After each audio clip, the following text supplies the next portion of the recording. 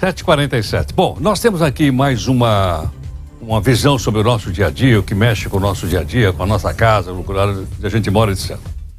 Nós tivemos a notícia que a Justiça do Trabalho condenou um condomínio aqui em Campinas. Muita gente, ouve a gente em Campinas, o pessoal vem de lá para cá e tal, a pagar uma multa de 7 pisos salariais. Por quê?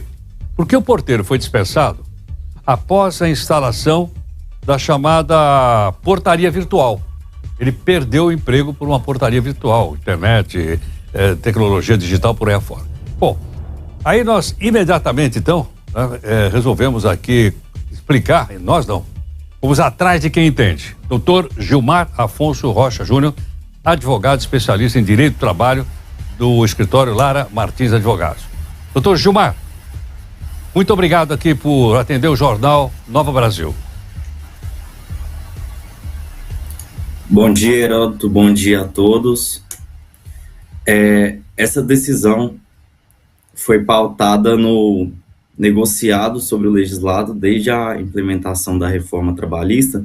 Nós temos a negociação coletiva prevalecendo sobre as leis, exceto a Constituição Federal. Então, nessa decisão, o ministro considerou que, na perspectiva humanista social da Constituição Federal, é possível uma previsão na convenção coletiva sobre a manutenção do porteiro pessoa física e não portaria virtual, aplicando a multa prevista nessa convenção.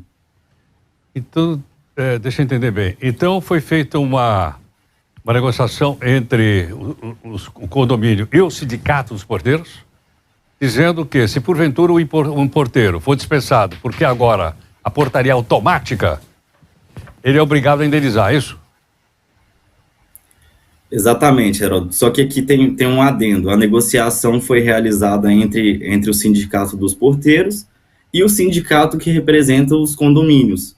Então, são dois órgãos sindicais que, representando cada uma de suas classes, chegaram a pactuar isso, colocar na convenção coletiva vigente, ou seja, as partes cientes, prevaleceu sobre a legislação, que daria a ampla liberdade para eles fazerem essa troca. E foi nessa perspectiva que o ministro acabou acatando a manutenção da convenção coletiva e aplicando a multa. Agora, doutor Gilmar, nós estamos falando de um caso aqui em Campinas. Pode ser em São Paulo, pode ser em qualquer cidade aqui do estado.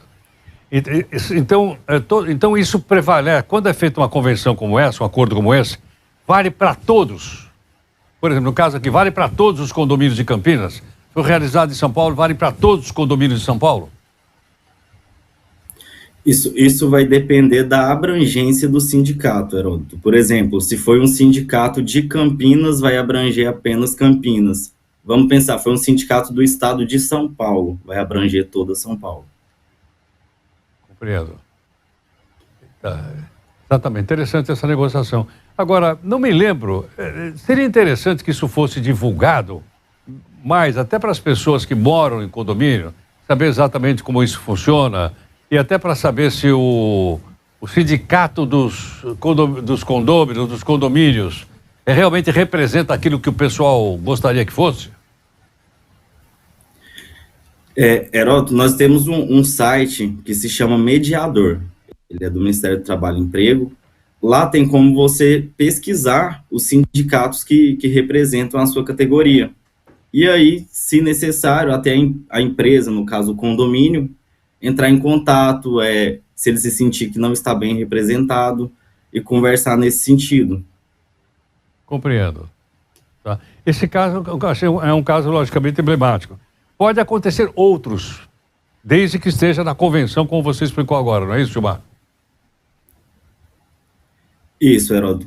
Podem acontecer outros, todavia, essa convenção coletiva, a norma prevista lá, não pode ferir a Constituição Federal. Se for contra legislação trabalhista prevista na Constituição Federal, ela é inválida. Aí dá para o pessoal estar entrando com a ação para poder estar invalidando a cláusula coletiva. Agora, quando você diz para a gente, olha, o combinado prevalece sobre o legislado, quer dizer, a empresa, no caso aqui, o condomínio, poderia demitir quem tem liberdade de demitir as pessoas, por justa causa ou sem justa causa. Uma vez assinado, então, o acordo, quer dizer, aquilo que foi acordado passa a ficar acima da lei, é isso? Exatamente. Desde a da entrada em vigor da reforma trabalhista no final do ano de 2017, passou a valer o negociado sobre o legislado. Então, o que está pactuado lá acaba ficando acima até mesmo da CLT. Interessante. Bom, está aí explicado muito claramente. Doutor Gilmar, muito obrigado. Heródoto, eu que agradeço a oportunidade, precisando, fico à disposição. Muito obrigado. Doutor Gilmar Afonso Rocha Júnior, advogado especialista em direito do trabalho. Esse caso aqui nos chamou a atenção. Muitos de nós aqui, uma boa parte da população, mora em condomínio. O condomínio pode ser horizontal, pode ser vertical. E nós temos procurado entender o que se passa. Ontem, por exemplo, a gente falou aqui a respeito do mercadinho dentro do prédio.